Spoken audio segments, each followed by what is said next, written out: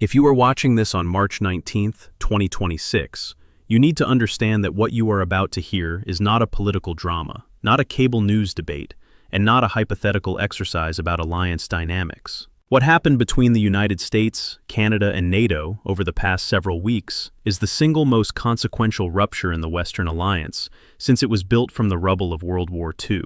An American president who spent years telling allies he did not need them, who spent months threatening to absorb Canada as a 51st state, who called NATO members ungrateful freeloaders, who tariffed his closest partners as if they were adversaries, suddenly found himself on the receiving end of a coordinated counterstrike so precise and so devastating that his own cabinet was preparing to remove him from office. And the man who engineered it was not a general, not a rival superpower, and not a rogue regime.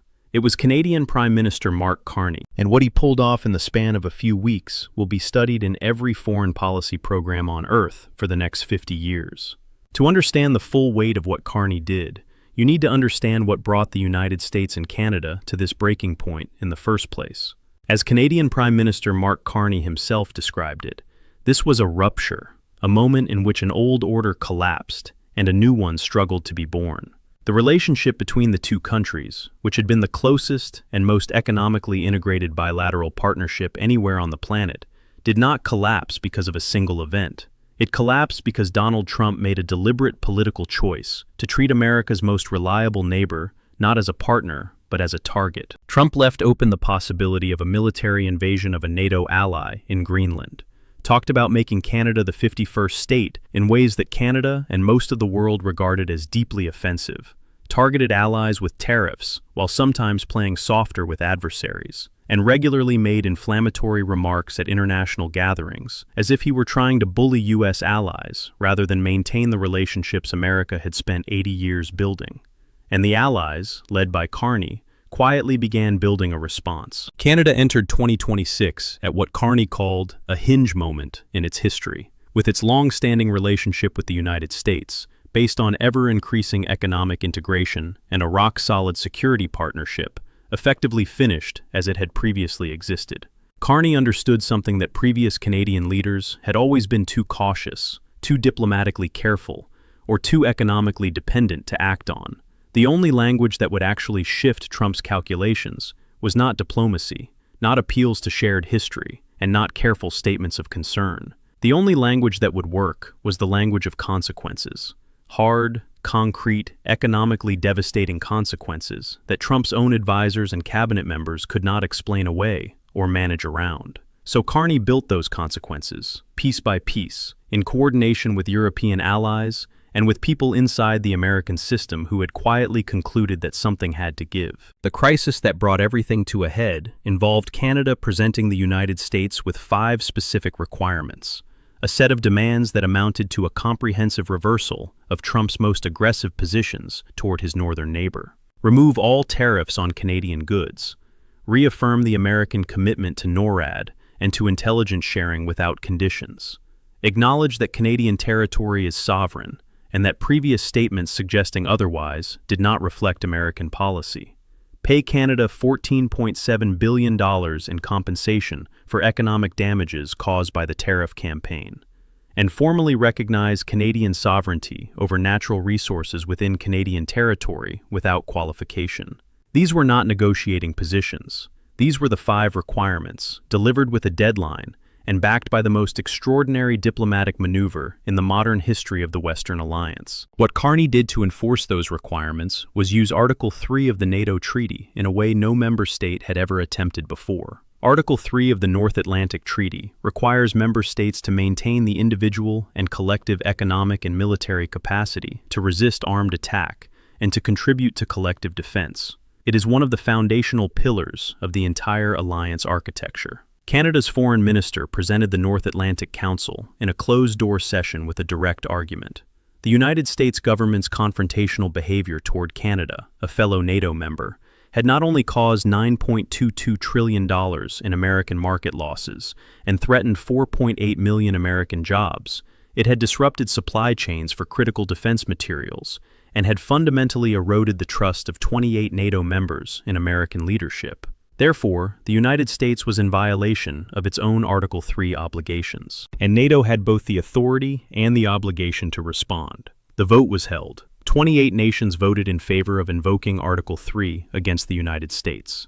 Only 4 voted against: the United States itself, Hungary, Turkey, and Slovakia. The United States was outvoted 28-4 within the alliance it had created, funded, and led for 77 consecutive years. That sentence needs to sit with you for a moment before we continue. 28 nations, including every major European power and Canada, voted to financially isolate the United States within its own military alliance. Not because they were enemies of America, not because they wanted to see the United States weakened, but because a critical mass of American allies had concluded that the only way to preserve the Western alliance was to confront the force that was destroying it from within. NATO suspended United States access to $47 billion in alliance common funding. It froze American participation in joint procurement programs worth $89 billion over 5 years, programs covering F-35 fighter jet components, Patriot missile systems, artillery ammunition, and naval equipment. It suspended American companies' eligibility for NATO defense contracts worth $124 billion annually, contracts that had been sustaining tens of thousands of jobs at Lockheed Martin, Boeing, Raytheon, Northrop Grumman, General Dynamics, and hundreds of smaller defense contractors. And it prohibited American military officers from commanding any NATO operations or exercises, ordering that command positions be transferred to non-American officers within 30 days. That last measure was not just economically significant. It was symbolically and strategically devastating in a way that cut to the very core of American military identity. The United States currently holds 63% of senior command positions within NATO, including the Supreme Allied Commander Europe. For the first time since World War II, American officers were being told they would not be leading the alliance they had built. This was the most significant reduction in American military command authority in living memory, and it landed at the Pentagon with the force of a detonation. 3 minutes after the NATO announcement, the Secretary of Defense convened an emergency meeting with the Joint Chiefs of Staff. The assessment delivered in that room was unsparing. American forces in Europe depend on NATO infrastructure. American military operations depend on NATO coordination. The American defense industry depends on NATO contracts. The chairman of the Joint Chiefs reportedly described what had just happened as the worst single blow to American military capability in modern history. And the vice chairman added that if the suspension continued for more than a few weeks, the consequences would cascade. Training exercises canceled, equipment deliveries delayed, command structures fragmenting, the ability to respond to threats in Europe degraded, and defense contractors beginning mass layoffs that would reduce long-term production capacity for years. None of these were hypothetical projections. They were the immediate, operational, real-world consequences of the decision that 28 democracies had just made. This confrontation did not emerge from nowhere. Trump had spent years alienating the very allies he now found himself dependent on, regularly making incendiary remarks at international gatherings, and acting as if he were trying to bully partners rather than maintain relationships. And this had led Canadian Prime Minister Mark Carney and others to suggest that their best course forward was a decoupling from the United States. The decoupling that Trump had treated as a bluff turned out to be a plan. And now, Trump was facing the reality of what that plan looked like when it was fully activated. Just days before the climax of the crisis, Trump had publicly complained about NATO's refusal to join the United States in the war with Iran, calling the decision disappointing and bad for the partnership.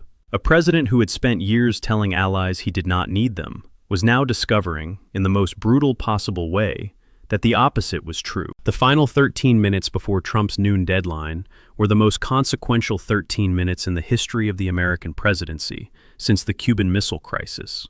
At 11:50 in the morning, the Secretary of Defense was briefed on the NATO decision while already in an emergency meeting with the Joint Chiefs.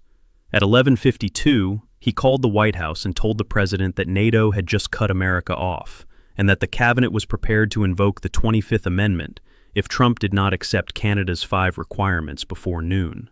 At 11:54, the Secretary of State called with the same message and the same countdown.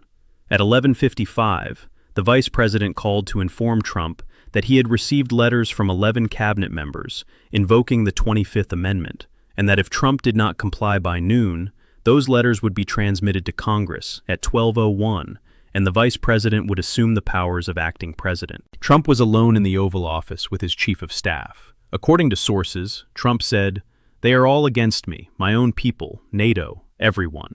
His chief of staff reportedly told him he had 4 minutes and needed to make a decision.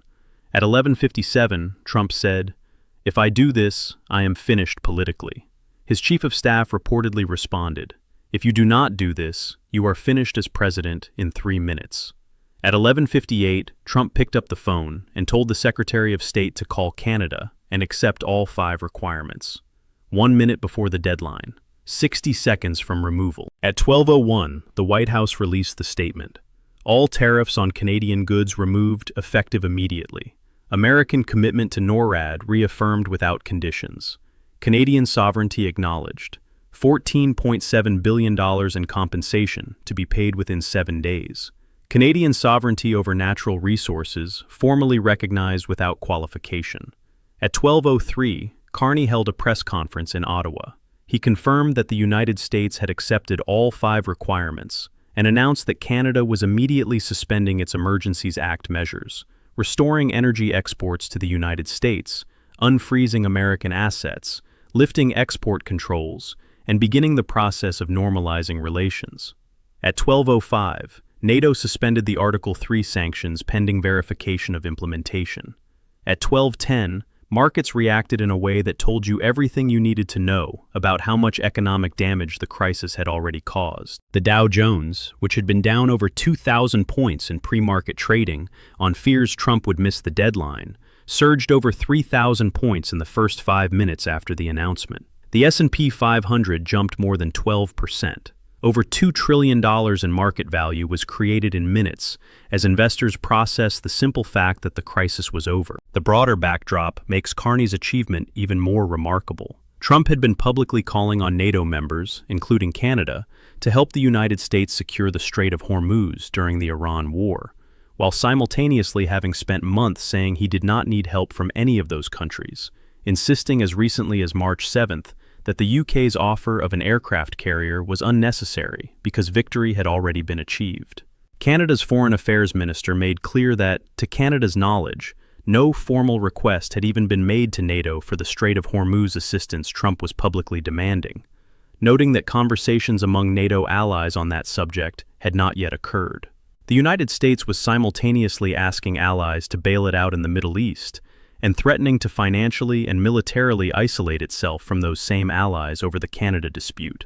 The contradiction was not lost on anyone, and the allies had made their choice.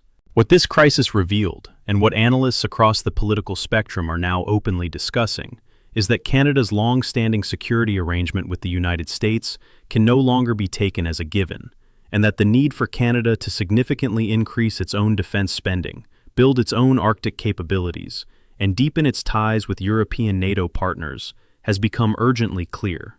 The relationship that existed between Washington and Ottawa before January 2025 is not coming back. It cannot come back because too much has been revealed. Canada has demonstrated that it can defeat the United States economically and diplomatically when it builds the right coalitions, moves at the right moment, and refuses to be intimidated by a partner that has chosen to weaponize the relationship. And every American ally watching from every capital on Earth drew the same conclusion from what just happened. If Canada can do this to the United States, the rules of the Western Alliance have fundamentally changed. The era in which Washington could count on its partners to absorb punishment indefinitely because they had nowhere else to go is over. The multipolar moment that analysts had been describing as an emerging trend is no longer emerging. It arrived. It arrived at 11:58 in the morning, on a day when the President of the United States had 60 seconds left in his presidency and chose to blink. The world noticed, and the world will not forget.